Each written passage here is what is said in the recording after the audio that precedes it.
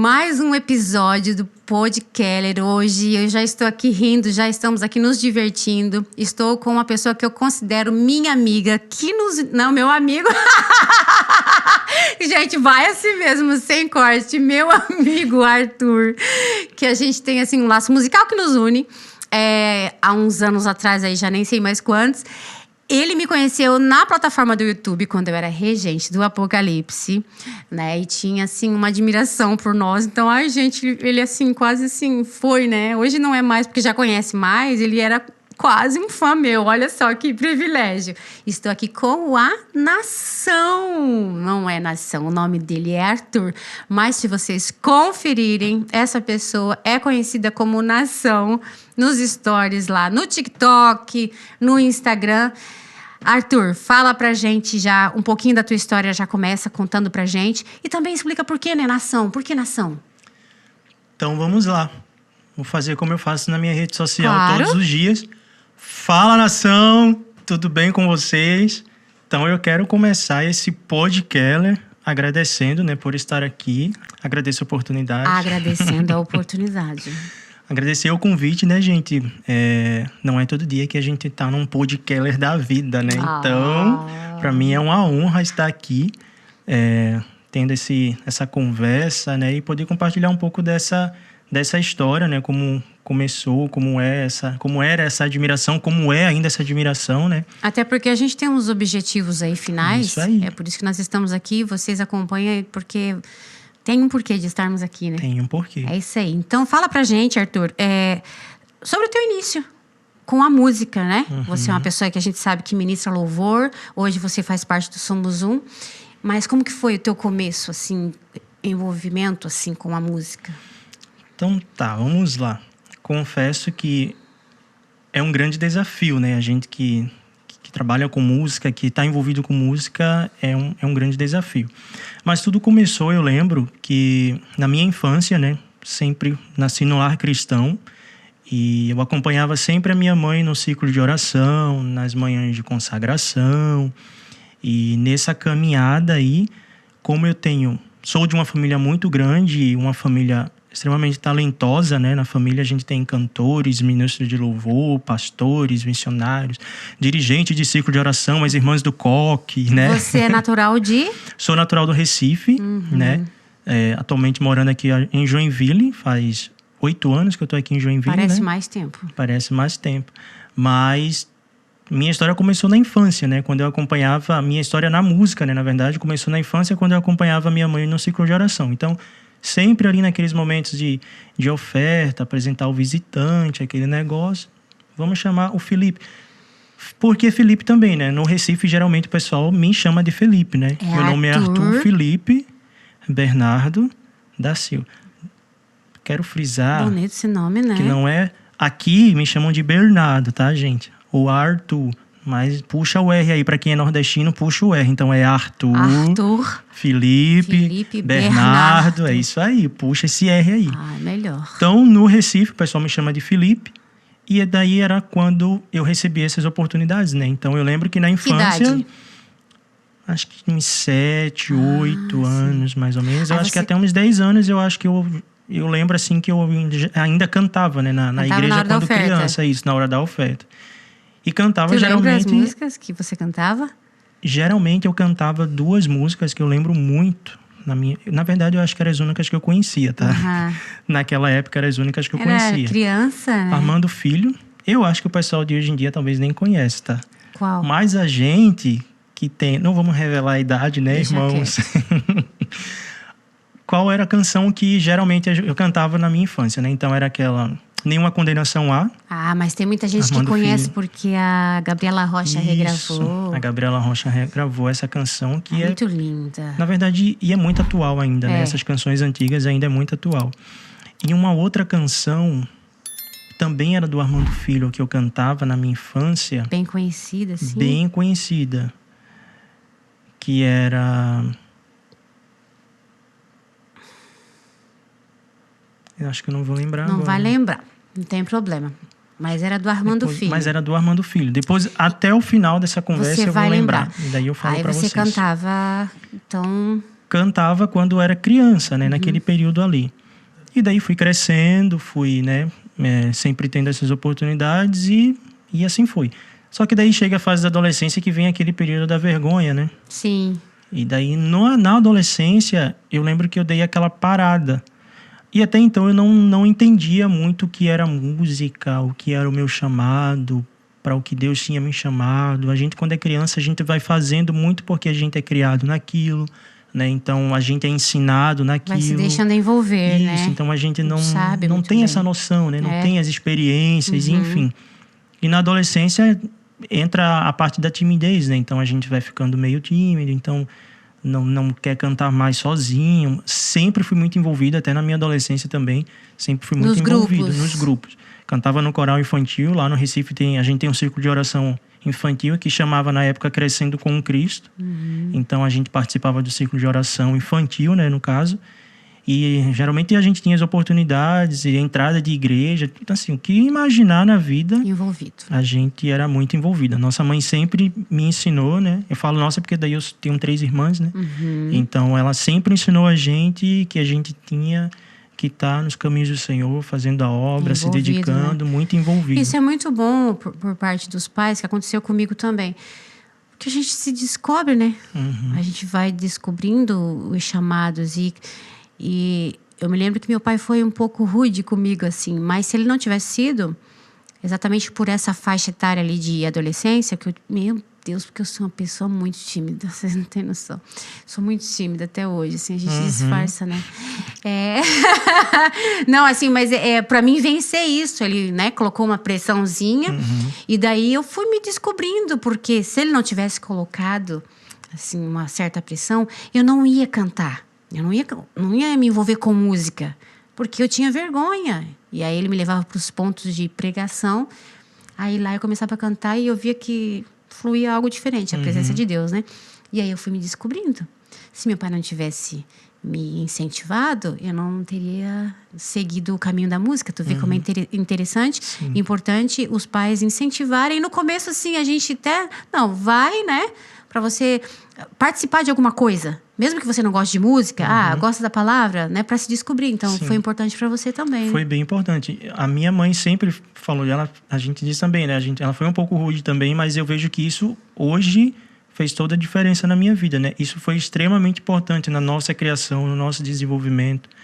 Hoje, naquela época, a gente às vezes até ia um pouco chateado, mas hoje a gente vê o resultado, né? O quão importante isso foi na vida da gente, assim, e a gente sempre muito envolvido.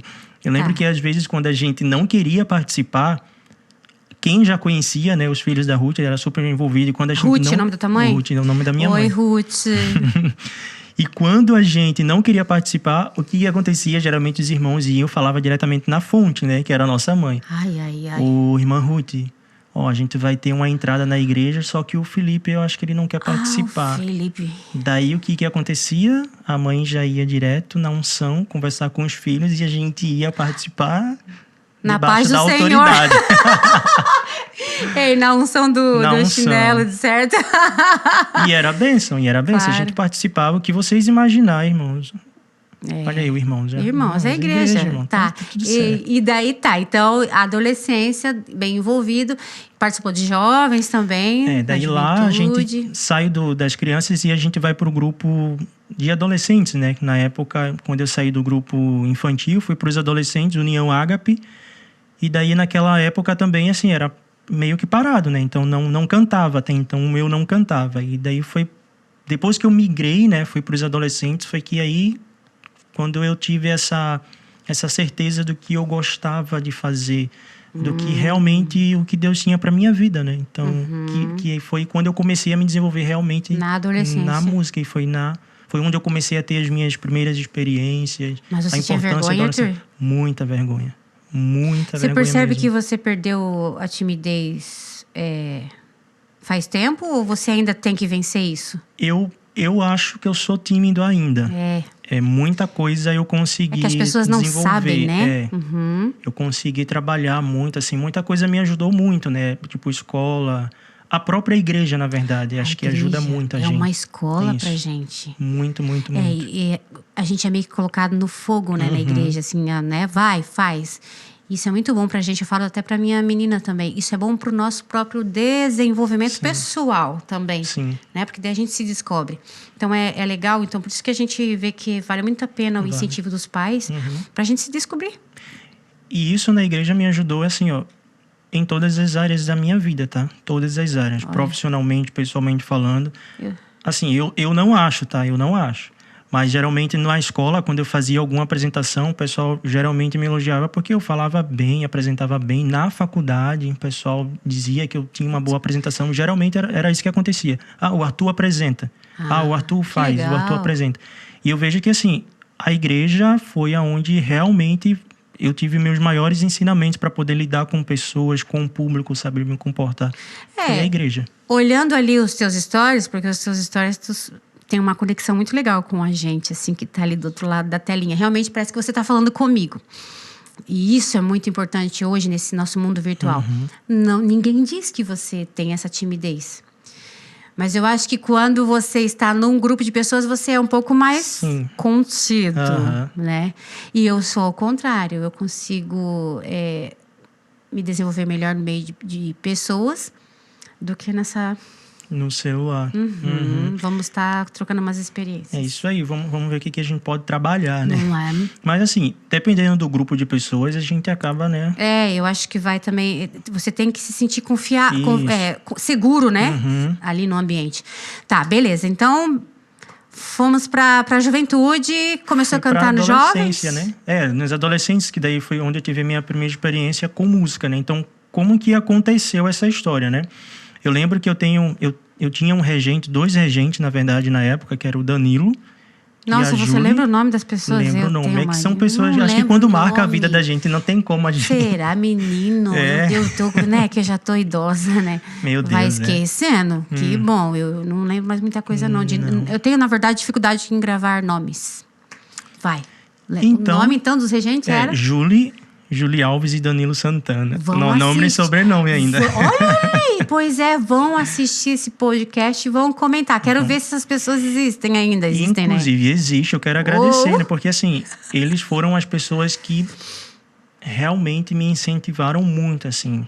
Eu digo que, óbvio, né? A gente tem a criação, tem a família, mas eu vejo que eles foram muito direcionados por Deus, assim, para poder me descobrir, me dar a oportunidade, me ajudar a me desenvolver naquele período de adolescência, que era um período que eu estava extremamente tímido ali, né? Não fazia praticamente nada. Cantava com um grupo, mas nunca, assim, solo, nada. Para mim era algo... Por isso que é importante, né? Quem tá na frente, ter esse olhar, né? Ter esse olhar, ter esse direcionamento, essa sensibilidade, né? Para poder você perceber. Porque imagina, né? Tem muita gente, às vezes, dentro de um grupo, né? Que é boa, talentosa. E assim, não só apenas no louvor, mas assim...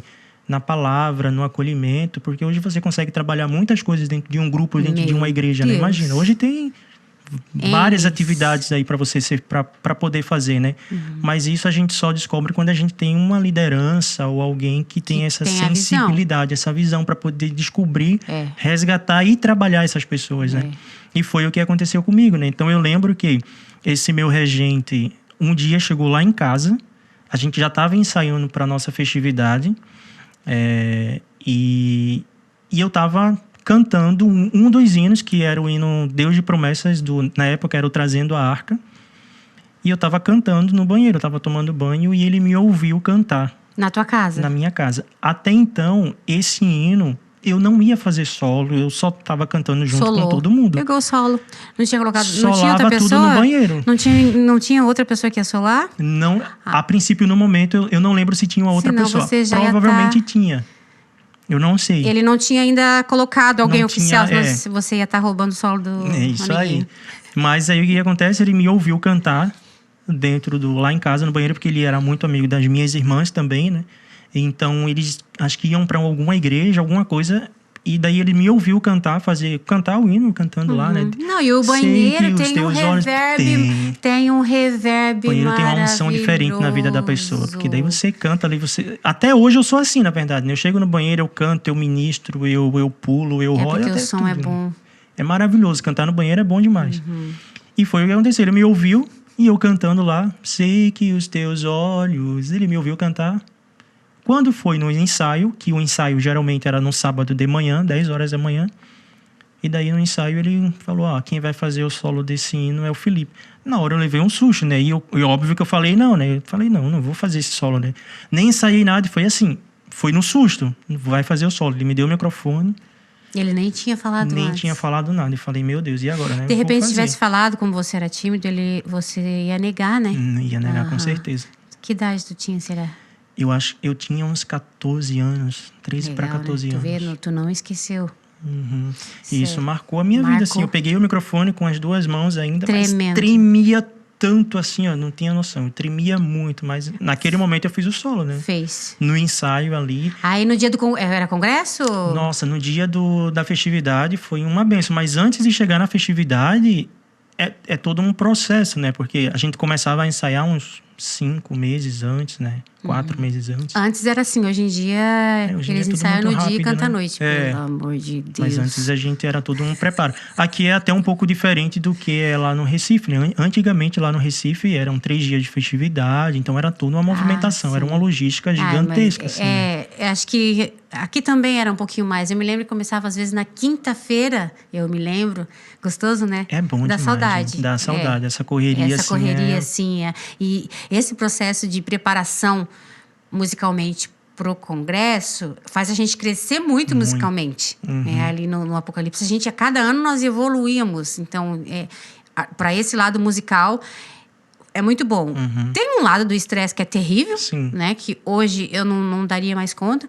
Mas musicalmente, cara, não adianta. Você quer crescer musicalmente, você tem que estudar. Você tem que ensaiar, você tem que treinar. Não tem outra forma, né? E envolve muita coisa também, né? Porque a partir do momento que a gente marca a data, né, do congresso e até chegar a festa, a festividade em si, é todo um processo, né, que a gente trilha, né? Então a gente tem altas experiências, a gente vive muita coisa até o dia do congresso, né?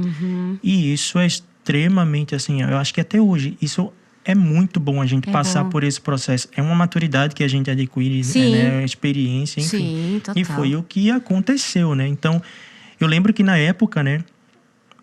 Mas somos em 4, né?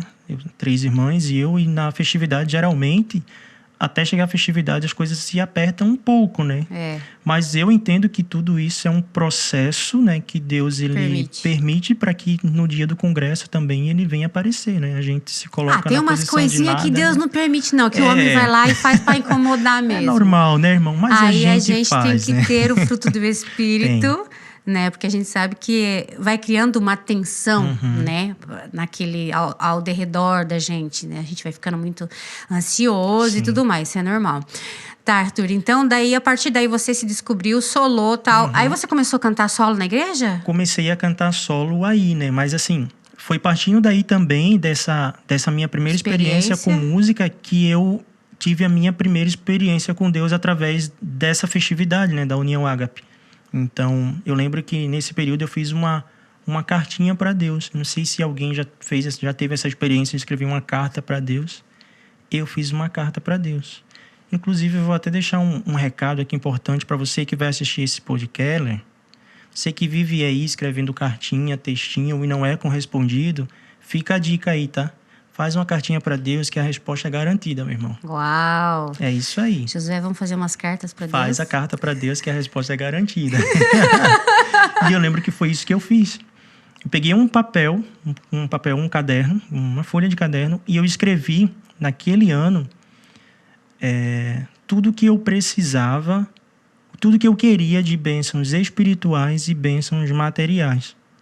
E eu comecei a escrever, detalhar tudo. Eu lembro que naquele primeiro espiritual eu queria ser batizado com o Espírito Santo. Menino do fogo. Queria falar em línguas estranhas. Era um sonho que eu tinha. Eu sonhava com isso, assim, sonhava. Às vezes eu acordava assim, estava em sonho mesmo e eu me via sendo batizado com o Espírito Santo na cozinha, cantando e sendo batizado com o Espírito Santo. E isso enchia meu coração de alegria, porque como na família o povo é envolvido nisso, então eu via aquilo e eu acho isso lindo, na verdade. Eu preciso ser também. E eu falei, não, eu quero isso para minha vida. E eu comecei a buscar. E esse era o primeiro ponto que eu queria, a primeira busca, né? De ser batizado com o Espírito Santo, na minha lista. Além disso, até a festividade, o que mais que eu queria, o que mais que eu coloquei, né?